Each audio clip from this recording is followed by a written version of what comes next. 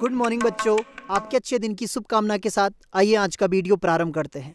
आज का जो वीडियो होगा वह कक्षा 12वीं के लिए होगा और जो प्रयोगों की श्रृंखला हमने प्रारंभ की थी उसका ये 10वां वीडियो होने वाला है, जो कि बहुत ही इंटरेस्टिंग होने वाला है। सबसे पहले यह जान लेते हैं कि आज का जो प्रयोग हम करने वाले हैं उसका उद्देश्य क्या है। तो आज के प्रयोग का उद्देश्य है उत्तल लेंस की सहायता से अवतल लेंस की फोकस दूरी ज्ञात करना। इस प्रयोग को करने हेतु जिन एपरेटस या सामग्रियों की आवश्यकता है उनका परिचय इस तरीके से है। एक ऊर्ध्वाधर स्टैंड जिसमें हम ऑप्टिकल पिन को लगाएंगे, साथ ही 2 ऊर्ध्वाधर स्टैंड या लेंस होल्डर जिनमें उत्तल लेंस और समतल दर्पण को लिया जाएगा। उत्तल लेंस, अवतल लेंस, यहाँ पर ध्यान दीजिए, अवतल लेंस की फोकस दूरी उत्तल लेंस से अधिक होनी चाहिए। साथ ही समतल दर्पण, ऑप्टिकल पिन और जो सबसे ज़्यादा ज़रूरी है वो है ऑप्टिकल बेंच, जो कि हमारे पास उपलब्ध है 0 से लेकर 100 सेंटीमीटर तक की। तो आप देख सकते हैं सारी सामग्रियां आपकी स्क्रीन पर आपको दिख रही हैं। तो आइए अब प्रयोग की शुरुआत करते हैं। किसी भी प्रयोग को करने से पहले उसके सिद्धांत को समझना अति आवश्यक है। तो सबसे पहले यह समझ लेते हैं कि इस प्रयोग को करने के लिए किस सिद्धांत का प्रयोग किया जाता है। तो सबसे पहले एक उत्तल लेंस की आवश्यकता है जिसमें मुख्य अक्ष ड्रॉ किया गया है। साथ में एक वस्तु ली गई है जिसे मैंने उत्तल लेंस के फोकस पर रखा है। अब जो सिद्धांत है वह कहता है कि यदि कोई भी वस्तु उत्तल लेंस के फोकस पर रखी जाती है तो अपवर्तन के पश्चात जो प्रकाश किरणें हैं वह अनंत की ओर जाती हैं, या वस्तु का जो इमेज फॉर्मेशन है वह अनंत पर बनता है। तो आप देख सकते हैं वस्तु उत्तल लेंस के फोकस पर रखी है, उससे जो प्रकाश किरणें निकल रही हैं वह अनंत की ओर जा रही हैं। यदि इन किरणों के मार्ग में हम एक समतल दर्पण ले आते हैं तो समतल दर्पण की प्रॉपर्टी होती है कि यदि उसमें जो प्रकाश किरणें हैं वह समांतर आपतित होती हैं तो समतल दर्पण से परावर्तन के पश्चात वो उसी रास्ते पर यानी कि उसी मार्ग पर वापस हो जाती हैं। तो इस तरीके से जो प्रकाश किरणें हैं वह समतल दर्पण से टकराकर पुनः उत्तल लेंस में आती हैं और पुनः अपवर्तन की घटना होती है, और जो किरणें अब आ रही हैं वह अनंत से आ रही हैं। तो फिर से उत्तल लेंस की प्रॉपर्टी है कि यदि उत्तल लेंस में प्रकाश किरणें अनंत से आती हैं तो वह हमेशा फोकस पर मिलती हैं। तो जब यह फोकस पर मिलती हैं तो यहाँ पर जो वस्तु से चली प्रकाश किरणें थी उनके द्वारा अंतिम प्रतिबिंब उसी स्थान पर बनता है जो कि वस्तु के ऊपर उल्टा बनता है, वास्तविक बनता है। और इस तरीके से हमें उत्तल लेंस की जो फोकस दूरी है वह ज्ञात हो जाती है। तो फाइनली हम यह कह सकते हैं कि जो अभी तक हमने समझा उसके आधार पर जिस स्थान पर हमने वस्तु रखी है वहीं पर उसका प्रतिबिंब बनता है। तो उत्तल लेंस और वस्तु के बीच की जो दूरी है वह हमें उत्तल लेंस की फोकस दूरी को बताती है। अब हम इस प्रक्रिया में उत्तल लेंस वाले स्टैंड में संयुक्त लेंस को लेते हैं, अर्थात उत्तल लेंस और अवतल लेंस को एक साथ लिया जाता है। समतल दर्पण की पोजीशन वही रखते हैं और आप चित्र में देख सकते हो जो वस्तु की पोजीशन है अब वह चेंज हो जाती है। तो इस तरीके से पुनः वस्तु से प्रकाश किरणें निकलती हैं, वही प्रक्रिया दोबारा होती है, अर्थात समतल दर्पण से प्रकाश किरणें परावर्तित होती हैं और परावर्तन के पश्चात जो संयुक्त लेंस है उससे अपवर्तित होकर पुनः वस्तु का प्रतिबिंब वस्तु के यूपर उल्टा और वास्तविक बनाते हैं। तो इस प्रकार से जो हमने संयुक्त लेंस लिया है उससे लेकर और वस्तु तक या यूं कहें प्रतिबिंब तक की जो दूरी होती है वह इस संयुक्त लेंस की फोकस दूरी को बताता है।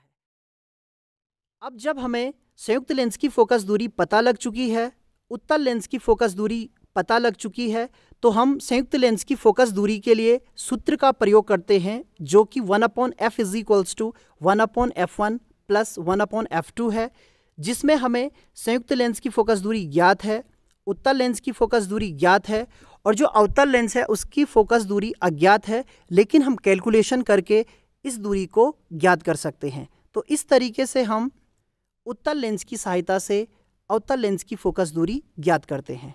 तो आइए अब प्रयोग को वास्तविक रूप में करते हैं और समझने का प्रयास करते हैं कि किस तरीके से हम अवतल लेंस की फोकस दूरी को ज्ञात कर सकते हैं। सबसे पहले एक ऊर्ध्वाधर स्टैंड में हमको समतल दर्पण लेना है और अच्छे तरीके से अटैच करते हुए उसे ऑप्टिकल बेंच पर सबसे दूर की ओर रख देना है। इसके पश्चात दूसरे ऊर्ध्वाधर स्टैंड में या लेंस होल्डर में उत्तल लेंस लेना है और उसे जो समतल दर्पण है उससे आगे ऑप्टिकल बेंच पर रख देना है। फिर तीसरे ऊर्ध्वाधर स्टैंड में हमको ऑप्टिकल पिन लेनी है और सबसे आगे या यूं कहूं अपनी तरफ जहां से हमें प्रयोग करना है या देखना है उस ओर इसे रख देना है। अब बारी आती है कि जो प्रयोग है वह अच्छे तरीके से हो और जो हमारा समय है उसमें कम से कम लगे। तो इसके लिए सबसे पहले आपको जो तीनों स्टैंड हैं उनको इस तरीके से रखना है कि उनके जो स्टैंड हैं या जो ऊर्ध्वाधर हैं वो एक ही लाइन में रहे। इसी का एडजस्टमेंट आपको आपकी स्क्रीन पर दिख भी रहा है। तो सबसे पहले इनको बिल्कुल एक दूसरे से सटा के रखिए। उसके पश्चात देखिए कि इनके जो ऊर्ध्वाधर स्टैंड हैं वो एक सीध में है या नहीं है। तो सबसे पहले इसका एडजस्टमेंट आपको अच्छे तरीके से कर लेना है और उसके पश्चात कुछ कुछ दूरी पर इनको रखते हुए आपको रीडिंग फाइंड करने के लिए तैयारी करनी है। तो आइए अब प्रयोग की शुरुआत करते हैं। तो सबसे पहले जो समतल दर्पण वाला स्टैंड है उसे आप जहाँ पर भी आपको लगता है आपको रखना चाहिए एक पोजीशन पर उसे रख दीजिए। उसके आगे की तरफ कुछ गैप पर आपको उत्तल लेंस को रख लेना है और उसके पश्चात सबसे आगे की तरफ आपको जो ऊर्ध्वाधर स्टैंड में आपने ऑप्टिकल पिन लगाई है जिसको आप वस्तु की तरह प्रयोग कर रहे हैं उसे रख लेना है। प्रयोग करते वक्त आपको यह ध्यान रखना है कि जो उत्तल लेंस है उसकी जो रफ फोकल लेंथ है वह पहले फाइंड कर लेनी है, जिससे आपके दिमाग में एक आइडिया रहे कि जो उत्तल लेंस है और जो वस्तु पिन है उन दोनों को कितनी दूरी पर लगभग रखना है। उसके पश्चात जो एडजस्टमेंट है वह किस तरीके से किया जाता है, उसके स्टेप क्या क्या हैं वो मैं आपको बताने वाला हूं। तो ध्यानपूर्वक आप वीडियो को देखिए और अच्छे तरीके से समझिए। बहुत आसानी के साथ आप भी इस प्रयोग को कर सकते हैं। किसी भी प्रयोग को करते वक्त जो पहली रीडिंग फाइंड की जाती है उसे फाइंड करना सबसे टफ टास्क होता है। तो आप आसानी के साथ किस तरीके से रीडिंग को फाइंड कर सकते हैं, इसके लिए सबसे पहले जो समतल दर्पण है और उत्तल लेंस है उनके स्टैंडों के बीच एक उचित दूरी बनाकर रख दीजिए और जो ऑप्टिकल पिन है या वस्तु पिन है उसको उत्तल लेंस से थोड़ा सा दूरी पर रख दीजिए। इसके पश्चात कोशिश करें कि जो उत्तल लेंस है उसमें उसका प्रतिबिंब दिखे। इसके लिए समतल दर्पण और उत्तल लेंस एक दूसरे के बिल्कुल समांतर होने चाहिए, साथ ही उनकी जो लंबाइयां हैं या जो ऊंचाइयां हैं वह भी बराबर होनी चाहिए ताकि जो प्रतिबिंब है वह सही तरीके से हमें दिखे। इसके पश्चात जो वस्तु पिन वाला स्टैंड है उसे धीरे धीरे करके जो ऑप्टिकल बेंच है उस पर अपनी ओर को लाइए और आगे की तरफ ले जाइए और कोशिश कीजिए कि आपको उत्तल लेंस में उसका प्रतिबिंब दिखे। तो इस प्रक्रिया को करते वक्त आपको कहीं ना कहीं उत्तल लेंस में उसका प्रतिबिंब दिखने लग जाएगा और जो आपका सर है उसको थोड़ा सा हिलाकर या थोड़ा एडजस्टमेंट करके आप अच्छे तरीके से देखें कि कहीं उसका प्रतिबिंब हमें दिख रहा है या नहीं दिख रहा है। यदि दिख जाता है तो उसके पश्चात आपको भी उसी पर फोकस करना है और एडजस्टमेंट करना है कि आपको प्रतिबिंब शार्प और अच्छा दिखे। तो इस तरीके से आप एडजस्टमेंट करके पहला जो प्रतिबिंब है वह देख सकते हो उत्तल लेंस में और उसके पश्चात जो लंबन की स्थिति है या अन्य स्थितियां हैं उनको दूर करके आप पहली रीडिंग फाइंड कर सकते हो। तो आप देख सकते हो कि मैं लगातार एडजस्टमेंट कर रहा हूं और कोशिश कर रहा हूं कि एक शार्प और अच्छी इमेज हमें उत्तल लेंस में दिख जाए। साथ ही आपको जो वस्तु पिन है उसकी लंबाई को भी एडजस्ट करना है और अब जो भी प्रक्रिया हो रही है उसे मैं आपको कैमरे में दिखाता हूं और उसके पश्चात आगे इसमें एडजस्टमेंट करते हैं। तो आप देख सकते हो आपकी स्क्रीन में आपको दिख रहा है कि जो उत्तल लेंस है उसमें प्रतिबिंब भी दिख रहा है और वस्तु भी दिख रही है और उसका एडजस्टमेंट यहाँ पर मेरे द्वारा किया जा रहा है। अभी आप देख सकते हो जो वस्तु है और जो प्रतिबिंब है उनकी जो टिप है यानी कि जो नोक है वो एक दूसरे से बहुत दूर है। तो हमें लंबाई का एडजस्टमेंट करके दोनों टिप को एक साथ लाना है। साथ ही जब हम डिस्टेंस बढ़ाते हैं तो ये जो लंबाई है वह भी कम या ज़्यादा होती है, तो उसका भी आपको ध्यान रखना है। साथ ही जो दर्पण है उसका भी एडजस्टमेंट करना है ताकि जो प्रतिबिंब है और जो वस्तुपिन है उनके टिप ठीक एक दूसरे के ऊपर दिखे। तो आप सारी चीज़ें आपकी स्क्रीन पर आपको दिख रही हैं, प्रतिबिंब है, साथ में जो वस्तु है वो भी आपको दिख रही है। अभी आप देख सकते हैं कि जो वस्तु है और जो प्रतिबिंब है वह एक दूसरे से अलग अलग हैं। अब जो लंबन की स्थिति होती है वह किस तरीके से दूर की जाती है वह मैं आपको दिखाना चाहता हूँ। तो आप ध्यानपूर्वक देखिए, जो टिप है वो लगभग एक दूसरे के बराबर आ चुकी हैं, लगभग बराबर है, थोड़ा सा उनमें गैप है। इस गैप को अगर हम कम कर पाए तो ठीक है, नहीं तो इसी में एडजस्टमेंट करते हुए हम आगे जो लंबन की स्थिति है उसे दूर करेंगे। तो अब आप देखिए, जो वस्तुपिन है उसे मैं दूर ले जा रहा हूँ तो जो प्रतिबिंब है वह भी हमसे दूर हट रहा है। साथ ही जब हम वस्तुपिन को उत्तल लेंस की तरफ ले जाते हैं तो जो प्रतिबिंब है वह हमारी ओर आ रहा है। तो इस तरीके से आप एडजस्ट कर सकते हैं और कहीं ना कहीं इसी बीच उस स्थिति को भी प्राप्त कर सकते हैं जब इनमें बिल्कुल भी लंबन ना रहे।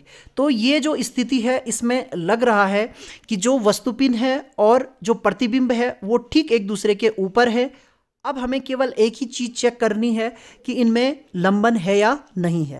लंबन किस तरीके से चेक किया जाता है इसे मैं आपको दिखाना चाहता हूँ। कैमरा मैं अब अपने सर के पीछे रखूँगा और आप देखिए, इस तरीके से आपको अपने सर को दाएं बाएं हिलाना है और लंबन को चेक करना है। तो आप देख सकते हो किस तरीके से मैं अपने सर को दाएं बाएं कर रहा हूँ और जो लंबन की स्थिति है उसे दूर करने की कोशिश कर रहा हूँ।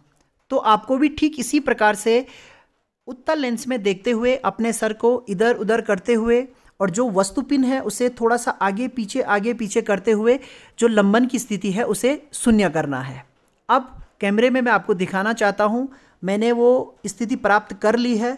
अब हम कैमरे में ही देखेंगे कि इनमें लंबन है या नहीं है। तो आप सबसे पहले देखिए कि जो वस्तुपिन है और प्रतिबिंब है ठीक एक दूसरे के ऊपर हैं। अब मैं कैमरे को लेफ्ट और राइट मूव कर रहा हूँ और बिल्कुल आप देखिए प्रतिबिंब और वस्तुपिन एक दूसरे के साथ दाएं और बाएं जा रही है और उनमें बिल्कुल भी लंबन नहीं है। तो ये वो स्थिति है जो हमें प्राप्त करनी थी।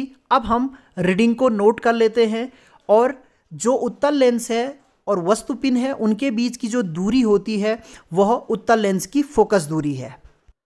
उत्तल लेंस की फोकस दूरी ज्ञात करने के पश्चात आपको यह ध्यान रखना है कि समतल दर्पण की पोजीशन आपको चेंज नहीं करनी है। साथ ही जो उत्तल लेंस वाला होल्डर है उसमें आपको अब एक अवतल लेंस लेना है। अवतल लेंस लेते वक्त आपको यह ध्यान रखना है कि जो अवतल लेंस है उसकी जो फोकल लेंथ है, फोकस दूरी है, वह उत्तल लेंस से ज़्यादा होनी चाहिए। इसका अर्थ भी समझ लीजिए, यदि फोकल लेंथ अधिक है तो इसका अर्थ ये हुआ कि जो लेंस की क्षमता होगी वह कम होगी। इसका अर्थ ये हुआ कि उत्तल लेंस की क्षमता अधिक है तो जो संयुक्त लेंस बनेगा उसकी फोकल लेंथ भी अधिक होगी। इसका अर्थ ये हुआ कि हमें जो प्रतिबिंब दिखेगा वह पहली स्थिति से दूर दिखेगा। अब एक प्रॉब्लम जो आती है कि यदि आपके पास जो लेंस होल्डर है वह अच्छी क्वालिटी का नहीं है तो दोनों लेंस एक साथ फिट नहीं होते हैं। इसके लिए एक आइडिया मैं आपको बताना चाहता हूँ। आप एक टेप लीजिए और टेप को इस तरीके से जो आउटर बॉर्डर होती है दोनों लेंस की उस पर लगा दीजिए, जिससे दोनों लेंस एक साथ अटैच हो जाते हैं। अब आसानी के साथ लेंस होल्डर में आप इन लेंसों को रख पाएंगे और अब ये एक संयुक्त लेंस की तरह व्यवहार करेंगे। तो देखिए, इस आइडिया के साथ आप दोनों ही लेंसों को एक लेंस होल्डर में आराम से फिट कर सकते हैं। अब आपको यह करना है कि जो संयुक्त लेंस वाला होल्डर है उसे उत्तल लेंस वाली पोजीशन पर रख देना है। तो यहाँ पर मैं तीनों की पोजीशन आपको दिखाना चाहता हूँ जो मैंने पूर्व में रखी हुई थी। आप देख सकते हो तीनों की पोजीशन यहाँ पर मैं आपको दिखा रहा हूँ। वस्तुपिन 29 पर है, जो उत्तल लेंस था वो 40 पर है और जो समतल दर्पण था वह 49 पर है। तो ये स्थितियां पूर्व की स्थितियां हैं। अब हमें क्या करना है, फिर से वस्तु पिन को धीरे धीरे दूर ले जाना है और वही स्थिति प्राप्त करनी है। तो सबसे पहले देखिए यहाँ पर जो लेंस है, यानी अब संयुक्त लेंस है, उस संयुक्त लेंस में आपको ऑलरेडी एक प्रतिबिंब दिख रहा है। अभी जो प्रतिबिंब है उसकी शार्पनेस थोड़ा सा कम हो जाती है, फिर भी आप देखिए आपको आपकी स्क्रीन में दिख रहा होगा कि वस्तुपिन और प्रतिबिंब दोनों ही अभी बहुत दूर हैं, एक दूसरे से बहुत अलग हैं, लेकिन हमें प्रतिबिंब दिख रहा है। अब आपको लंबन की स्थिति को भी दूर करना है और साथ ही ऐसी कंडीशन प्राप्त करनी है जिसमें वस्तुपिन और जो प्रतिबिंब हैं वो ठीक एक दूसरे के ऊपर रहें। यहाँ पर सारे ही एडजस्टमेंट मैं आपको कैमरे में ही दिखा रहा हूँ, आप अपनी स्क्रीन पर देख सकते हो। काफ़ी मुश्किल ये टास्क रहता है। अब यहाँ पर आप देख सकते हो कि जो वस्तुपिन है और जो प्रतिबिंब है उनके बीच जो लंबन की स्थिति है उसे मैं किस तरीके से दूर कर रहा हूँ, इसी तरीके से आपको भी अपना सर दाएं बाएं करना है। तो ये स्थिति लगभग मैंने प्राप्त की है। यहाँ पर जो वस्तुपिन है ठीक उसके ऊपर आप देख सकते हो प्रतिबिंब पिन है, लेकिन इनमें लंबन की स्थिति है। यहाँ पर जो मैं आपको अभी दिखाना चाहता हूँ उसका उद्देश्य यही है कि आप देखें, अब जब आप इधर उधर आप कैमरे को लेफ़्ट और राइट मूव करते हैं तो आप देख सकते हो कि जो इमेज है और जो ऑब्जेक्ट है वो एक दूसरे के साथ मूव नहीं कर रहे हैं। बस इस लंबन को ही आपको दूर करना है। जिस बिंदु पर ये लंबन दूर हो जाएगा उस बिंदु पर आपकी रीडिंग आपको प्राप्त हो जाएगी, और ये जो रीडिंग होगी ये हमें प्राप्त होगी संयुक्त लेंस की फोकल लेंथ के रूप में। तो ये एडजस्टमेंट लगातार कैमरे में करके आपको बताया जा रहा है, जो कि काफ़ी टफ है, क्योंकि कैमरे में और नॉर्मल आँख से देखने में जो प्रतिबिंब है वह काफ़ी शार्प दिखता है, जबकि कैमरे में उसको फोकस करना काफ़ी टफ होता है।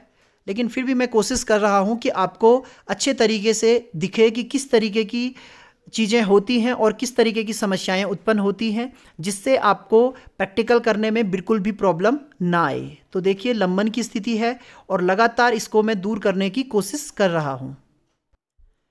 संयुक्त लेंस के साथ जो प्रतिबिंब है और जो वस्तुपिन है उन दोनों का एडजस्टमेंट करना थोड़ा सा टफ होता है, जबकि उत्तल लेंस में ये कंडीशन ईजीली हमें प्राप्त हो जाती है। लेकिन हम प्रैक्टिस के साथ और इस प्रयोग को एक दो बार करने के बाद आसानी के साथ इन स्थितियों को प्राप्त कर सकते हैं। केवल ये दिक्कत पहली रीडिंग में ही होती है। उसके पश्चात जब आप दूसरी रीडिंग प्राप्त करते हो तो लगभग जो पहला डाटा होता है उसको ध्यान में रखते हुए आप जो ऑप्टिकल बेंच है उस पर रीडिंग को उसी तरीके से रखते हो जिससे कि आपको कोई प्रॉब्लम ना आए। तो आप देख सकते हो एडजस्टमेंट लगातार मैं कर रहा हूँ। आपको भी अच्छे तरीके से एडजस्टमेंट करना है और अपने सर को दाएं बाएं हिलाते हुए वो पोजीशन प्राप्त करनी है। तो शायद स्थिति प्राप्त हो चुकी है। आप देख सकते हो वस्तुपिन है, वस्तुपिन के ऊपर प्रतिबिंब है और कैमरे को लेफ़्ट और राइट जब मूव किया जा रहा है तो दोनों एक साथ मूव कर रहे हैं। इसका अर्थ ये हुआ कि हमने संयुक्त लेंस की फोकस दूरी भी प्राप्त कर ली है प्रयोग के द्वारा। तो थोड़ा सा जूम करके देख लेते हैं कि जो वस्तुपिन है और जो प्रतिबिंब है वह हमें कितने अच्छे दिख रहे हैं। यहाँ पर मेरा उद्देश्य है कि आपको सारी चीज़ें बहुत अच्छे तरीके से दिखें। केवल एक ही रीडिंग में अच्छे तरीके से यहाँ पर फाइंड करके आपको बताऊँगा, और रीडिंग के लिए जो वीडियो की लेंथ है वो लंबी हो जाएगी, इसलिए एक रीडिंग आप अच्छे तरीके से समझ लीजिए। प्रोसेस आपको पूरी समझ में आ जाएगी तो आप बाकी 1 2 3 4 रीडिंग फाइंड कर सकते हैं। ऑब्जर्वेशन में मैं बाकी रीडिंग भी यहाँ पर सम्मिलित करूँगा, लेकिन यहाँ पर वीडियो में एक ही रीडिंग आपके लिए दिखा रहा हूँ। तो देखिए कितना प्यारा ये नज़ारा है। अब इसके पश्चात बारी आती है ऑप्टिकल बेंच पर जो रीडिंग हमने प्राप्त की है वह कितनी प्राप्त हुई है। तो ये जो वस्तुपिन है इसकी स्थिति 19.5 के लगभग हमें प्राप्त हो रही है। साथ में जो अन्य स्थितियां हैं यानी कि जो संयुक्त लेंस की स्थिति है वो भी आप देख लीजिए। यहाँ पर इसे फोकस करते हैं, 40 पर ही हमने इसको रखा है। तो आप देख सकते हो स्टार्टिंग में मैंने आपको ये रीडिंग दिखाई थी। साथ ही जो समतल दर्पण है उसकी स्थिति 49 पर ही है। तो इस तरीके से हमने पहली रीडिंग दोनों केसेस में प्राप्त कर ली है। तो तो आइए अब ऑब्जर्वेशन को समझ लेते हैं। जो पहली टेबल है यह उत्तल लेंस की स्थिति, वस्तुपिन की स्थिति, और इसके द्वारा हम उत्तल लेंस की फोकस दूरी ज्ञात करेंगे। अर्थात जो हमने प्रयोग का पहला भाग किया था वो हम इससे प्राप्त करने वाले हैं। तो पहली स्थिति आप देखिए, उत्तल लेंस की स्थिति 40 है, वस्तुपिन की स्थिति 29 है, और इससे जो फोकल लेंथ हमें प्राप्त हो रही है वह -11 हो रही है।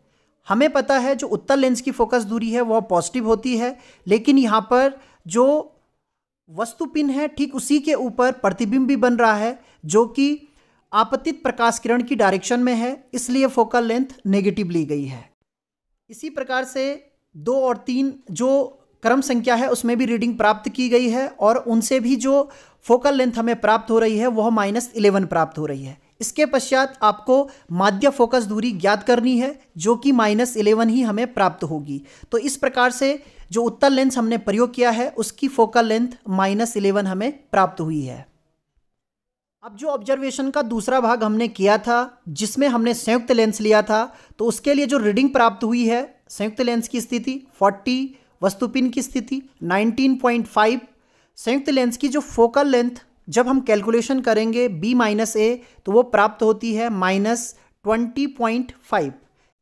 इसी तरीके से क्रम संख्या 2 और 3 में जो रीडिंग है उनके द्वारा भी कैलकुलेशन करके हमने संयुक्त लेंस की फोकल लेंथ -20.5 प्राप्त की, जिनका माध्य -20.5 ही हमें प्राप्त होगा। अब इसके बाद जो अवतल लेंस है उसकी फोकल लेंथ किस तरीके से ज्ञात की जाती है, तो हमें संयुक्त लेंस के लिए जो सूत्र होता है 1/f = 1/f1 + 1/f2, इसका उपयोग करना है और अवतल लेंस की फोकल लेंथ ज्ञात करनी है। कैलकुलेशन को समझ लेते हैं। संयुक्त लेंस की फोकल लेंथ के लिए जो फॉर्मूला होता है 1/f = 1/f1 + 1/f2।